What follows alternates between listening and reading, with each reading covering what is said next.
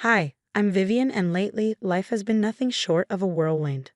Honestly, I never thought I'd be sharing this, but life has a funny way of surprising you when you least expect it. I'm 28, a marketing executive, and up until recently, I thought I had everything figured out. I married Mark, my college sweetheart, a little over a year ago. We were riding high, especially when we found out I was pregnant. It was our little secret, and we were over the moon with excitement. Mark, can you believe it? We're going to be parents. I squealed one night, barely able to contain myself. He pulled me into a tight hug, his eyes sparkling. I know, Viv, it's amazing. But remember, we're keeping it quiet until after the first trimester, he reminded me gently. I nodded, understanding the need for caution, but keeping such a huge secret was harder than I expected, especially around Mark's family. Oh, his family. Where do I even begin? There's Sandra, my mother-in-law, a woman who still seems to think her grown son needs constant mothering. Then there's Robert, Mark's dad, who's about as involved in family matters as the armchair he sits in. And Mark's siblings.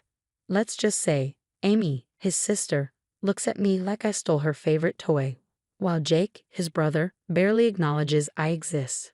Family gatherings are always an experience, like last Sunday's lunch, for example. Mark, honey, your shirt's wrinkled. Viv, don't you know how to use an iron? Sandra's voice was sharp enough to slice through glass. I bit back my irritation. I'll make sure to double-check next time, Sandra, I replied, forcing a smile.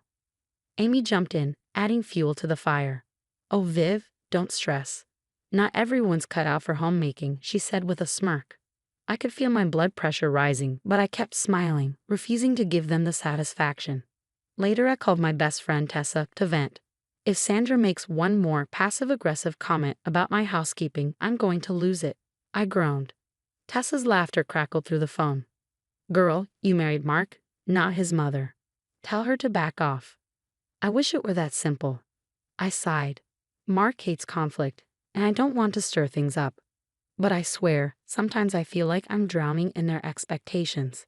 You've got to stand up for yourself, Viv. Especially now with a baby on the way, she said, always the voice of reason. She was right, of course. But the thought of confrontation made my stomach churn, though, to be fair, that could have been the morning sickness. As the weeks passed, it became harder to keep our little secret. One night, while we were lying in bed, Mark turned to me, his face a mixture of excitement and nerves. Viv, I think it's time. Let's tell them about the baby at the family dinner next week, he said, his eyes searching mine. I hesitated. Part of me wanted to keep our bubble of happiness intact, away from Sandra's critical gaze and Amy's jealousy. But I knew we couldn't hide it forever. Okay, I agreed, trying to sound more confident than I felt. Let's do it. Still, I couldn't shake the feeling that this announcement would change everything. I just didn't realize how right I was, or how wrong things were about to go. The day of the family dinner arrived, and I was a bundle of nerves. I'd spent hours cooking, hoping to finally impress Sandra. But of course, that was a pipe dream. Vivian, dear, the roast is a bit dry. Did you forget to baste it? Sandra's voice dripped with false sweetness. I forced another smile. I'll keep that in mind for next time. And that dress, is it new? It's a bit tight, don't you think? She added, her gaze drifting to my waist. Before I could respond, Mark cleared his throat. Actually, Mom, we have some news. This was it. I took a deep breath, nodding at Mark for him to continue. Vivian and I were having a baby. For a moment, there was silence. Then chaos. Oh, sweetie, that's wonderful. Robert beamed, offering a rare smile. Jake mumbled a half-hearted congratulations, while Amy's face twisted into an unmistakable scowl. But Sandra, her reaction was the one that shook me. Are you sure, Mark? How do you know she's not lying? My jaw dropped. Excuse me. Sandra's eyes narrowed. It's just convenient timing, isn't it? Just as Mark's career is taking off. What are you talking about, Mom? Mark sounded genuinely confused. Amy, of course, jumped in. Remember when Viv was so insistent about birth control? Funny how that's changed. I couldn't believe what I was hearing. That was over a year ago. We decided together that we were ready for a family. I protested, feeling the weight of their judgment crushing down on me. This was supposed to be happy news. Mark's voice lacked conviction, and I could see the doubt creeping into his eyes. Sandra stood abruptly, her chair scraping against the floor. If you're really pregnant, prove it. Prove it? I echoed, my voice shaking with disbelief and anger. What, you want me to pee on a stick right here? Don't be crass, Vivian. A proper blood test would suffice. Sandra snapped. I looked at Mark, expecting him to shut this down, to defend me. Instead, he looked torn, his gaze shifting between his mother and me.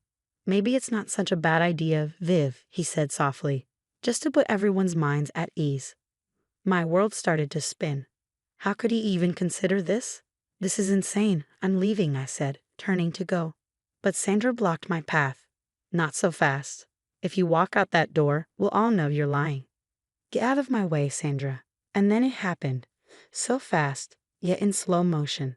Sandra's hands shot out, shoving me backward. I stumbled, arms flailing as I tried to regain my balance. But it was too late. I saw Jake lunging toward me, his fingers grazing my arm as I tumbled down the stairs. Everything went black. Tears streamed down my face as the scene replayed in my mind. Sandra's hateful expression, Amy's smug face, Mark's weakness, and Jake's failed attempt to catch me. How could this be happening?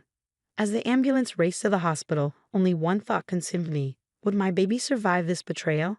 And if so, how could I ever trust my husband or his family again? The ambulance screeched to a halt, and I was rushed into the ER. Doctors and nurses swarmed around me, their voices a blur of medical jargon. All I could focus on was one terrifying question. Was my baby okay? I blinked awake to the steady beeping of monitors. A doctor stood by my bed, smiling gently. Mrs. Thompson, you're awake. Good news, your baby is safe. You're both going to be okay.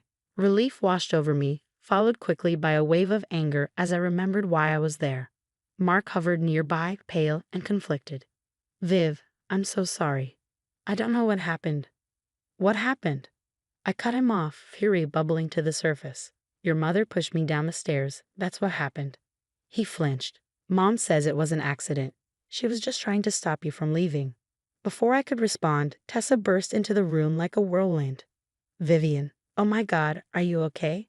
She turned to Mark, her eyes blazing. And you? How could you let this happen? It wasn't. I didn't. Save it, Tessa snapped, cutting him off. She turned back to me, her voice soft. I'm here now, Viv. Whatever you need. As Mark left to get some air, I filled Tessa in on everything. Her face grew darker with every word. We're not letting them get away with this, she said firmly. Just then, familiar voices echoed from the hallway, Sandra and Amy. Just need to convince Mark it was an accident. Vivian's always been clumsy, probably faking a whole pregnancy anyway. Tessa's eyes widened. Without a word, she pulled out her phone and started recording. As their voices faded, I felt something inside me harden. Enough was enough. Tess, I need your help. We're going to fight back. Over the next few hours, we formulated a plan. Tessa sweet-talked a nurse into giving us copies of my medical records, which clearly showed the pregnancy and injuries consistent with being pushed. We should get statements from the staff too, Tessa suggested. They can confirm your condition when you arrived. I nodded, but hesitated. What about Mark?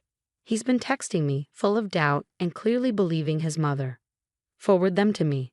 It's all evidence, Viv, Tessa said, her tone determined. As she worked her magic gathering intel, I made a call I never thought I'd have to make. Hello, is this the office of Claire Davidson? I need to speak with her about a domestic abuse case. Tessa returned, triumphant. Got it all, medical records, staff statements, and that lovely recorded conversation of Sandra and Amy plotting. I took a deep breath. Tess, I've made a decision. I'm leaving Mark. Her eyes softened. Are you sure? I have to, for my baby's sake and my home. Just then, Mark walked back in, looking conflicted. Viv, can we talk? Mom wants to come apologize. No, Mark, we can't, I said, cutting him off. And she can't. I'm done. His face fell. What do you mean? I mean I'm leaving. I can't be part of this family anymore. It's not safe for me or our child. But Viv, we can work this out. She said she's done, Mark. Respect that, Tessa interjected, her voice steely. Mark left, looking shell-shocked. As the door closed behind him, I felt a mix of sadness and relief. The road ahead would be hard, For the first time in days, I felt a flicker of hope. I turned to Tessa. "What now?" She smiled, fierce as always. "Now, we get you out of here and somewhere safe. Then, we make them pay." Months flew by, and there I was 7 months pregnant, waddling around Tessa's apartment. My baby bump was impossible to hide, a constant reminder of why I was fighting so hard. "Ready for court today?" Tessa asked as she handed me a glass of water. I nodded, nervous but determined. As ready as I'll ever be. The courtroom was packed. I spotted Mark and his family on the other side, Sandra looking smug as ever. But not for long.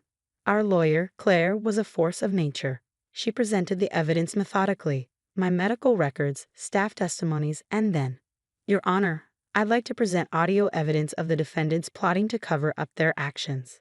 The color drained from Sandra and Amy's faces as their own voices echoed through the courtroom. Mark looked like he'd been punched in the gut.